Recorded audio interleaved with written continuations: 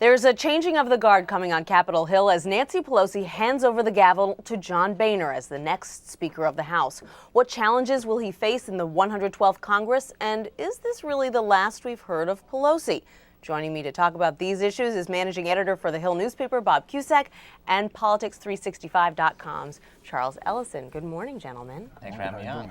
Absolutely. Bob, I want to start with you because you came up with a list of the top 10 challenges that Boehner is going to face as Speaker, starting with how to unify his party when you've got this whole Tea Party contingent coming into office. That's right. He's got to manage expectations because I think he's going to move a health care repeal law through the House, but it's probably not going to be signed into law, probably not get out of the Senate. He's going to give more power to his committee chairman. He's got to deal with earmark because some Republicans love earmarks, especially the appropriators, and he is not an earmark fan. So he wants to crack down on spending. Unity is going to be key, especially dealing with Tea Party candidates. I think he focuses on three things: repealing health care, lowering tax cuts, and crack down on government spending. Those three things will unify Republicans, but outside of that, he could run into some problems. What challenges do you see him facing with these Tea Party candidates? Because one thing that they've been clear about is they're not interested in compromise, and some of these routine spending bills that every Congress has to pass to keep the government running, to increase the debt ceiling, they may dig in their heels. Yeah, they're not too crazy about that. I mean, really, it's all going to be an accountability game, pretty much. I mean, the campaign part was fun. That was the fun part. Now comes the hard part, which is the governance part. Mm-hmm. And in this respect, you're going to have these Tea Party candidates. They're going to come in, and they're the candidates of now. They're the new politicians of now. We want this thing to happen now, and so they're going to be holding folks like Boehner and Cantor and others accountable. And so, as far as tax cuts are concerned, or as far as the debt ceiling is concerned, in terms of like healthcare, repealing the healthcare reform law, all of that stuff, they're going to say, okay, hey, listen, you guys, you came here. We energized your party with our base. We gave you the grassroots that you needed to win in 2010. So now, it's time to pay up. And that's going to be very difficult and very challenging for Boehner. Let's talk about this earmarks fight, because this is going to be interesting. Boehner, as you mentioned, is not a fan of earmarks, and he would love to extend the moratorium. That looks great for Republicans if they look like they're putting a lid on spending. But Mitch McConnell over in the Senate has made it very clear he thinks earmarks are just great. That's right. And that's partly how he won his reelection a couple years ago, that he brought a lot home to Kentucky. So I think Boehner is making some progress because Hal Rogers, who is vying for the House Appropriations Committee chairmanship with others, has said, okay, I'm with John Boehner on earmarks. That's a big step forward. But Mitch McConnell is the problem. So when you merge these bills with the House and Senate, Mitch McConnell will say, I want my earmarks, and House Republicans will say, well, where's my stuff? I want to bring some of that home to my district. And Mitch McConnell is far from the only senator, Republican or Democratic, who thinks that earmarks are just great. That's bread and butter for senators. I mean, that's how they get reelected. It's the earmarks, it's the pork. They love that. So it's very hard for senators to accept the fact that they can't use this as a deal-making tool. Now, obviously, there's some sort of political opening here for the White House as well, because, they can see that this is going to create a rift between Senate Republicans and also House Republicans, and they may take advantage of that. Obama may be taking advantage of that, particularly when the tax cut and debt ceiling stuff comes up.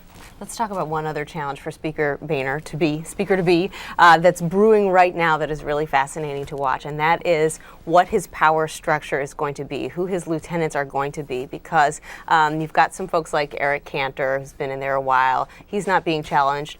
But then you've got someone like Michelle Bachmann, who's a big Tea Party figurehead. She's trying to work her way into leadership. She's already facing some opposition from the old guard, and that's not the only challenge that he's going to face as he tries to figure out how to control his party. Yeah, no, it's going to be very difficult. I mean, Michelle Bachmann is a Tea Party favorite. And Nancy Jeb Hensarling, though, has been endorsed by John Boehner's lieutenants. So they made sure to endorse him really quickly. Right out of the gate, because he didn't run last time. So they said, okay, now it's his time. He's got more seniority.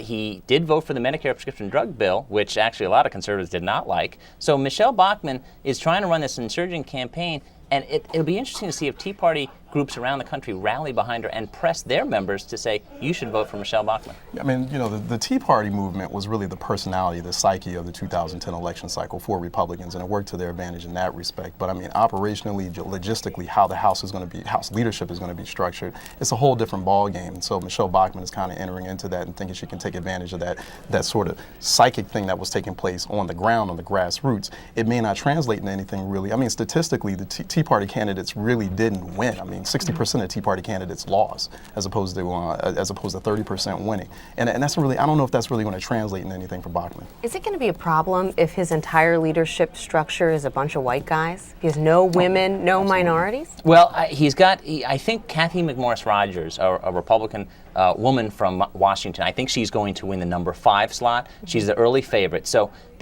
but some people will say, well, that's not high enough. We need a woman higher. And Michelle Bachmann clearly has a lot of aspirations, ambition, and she wants to move up the hierarchy. They need to look at those 2 new black Republicans that they just elected. Alan West coming out of Florida's 21st, and also Tim Scott out of South Carolina's 1st district. I was talking to Mike Pence last week about this, and he was real excited, and he kind of left that open, that there could be the chance. He didn't want to say, oh yeah, we've been having this conversation that we'll put either Scott or West in a leadership position, but it would be nice to have that kind of diversity.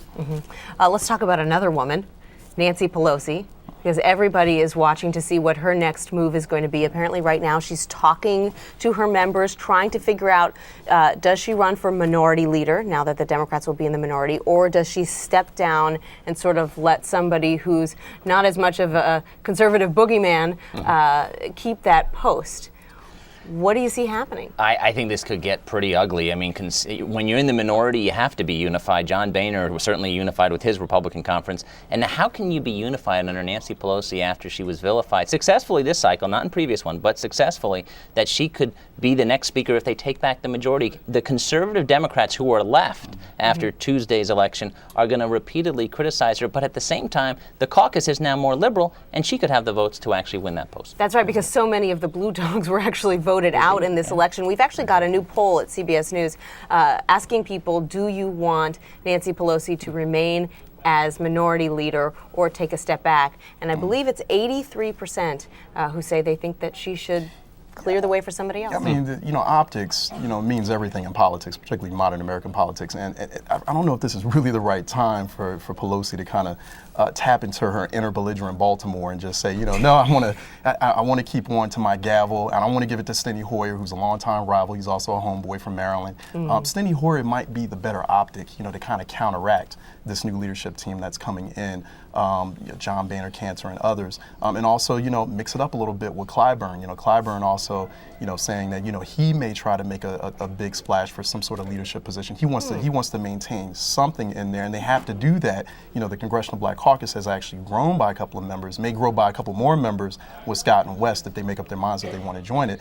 That may actually, the Democratic Party as well needs to kind of play a better optic game if they want to have any chance of regaining ground in 2012 and 2014. She's really got no great options here, does she? Because frankly, and I guess we can say this because we're on the internet, it sucks to give up your leadership position. I mean, you lose your fancy office in the Capitol, you lose your entire leadership staff, you lose that great military plane that takes you across the country with those stops every weekend. It's tough. You've got to go to committee meetings like a regular member. Yeah, but usually this is what happens when you lose a majority and you say we're definitely going to retain it, and then basically they need 39 seats, they may double that to well into the 60s. A lot of people think it's time for her to step aside. She's 70 years old. This could get very, very ugly, and I'm stunned that she's taken this long to make her decision. That's right, because anyone who's going to run for that position needs time to campaign. That's right. And run. That's right. They do. Got it. All right. Well, Bob Cusack, Charles Ellison, thank you so much for joining me today. Thank you. Really appreciate it. It's been great fun.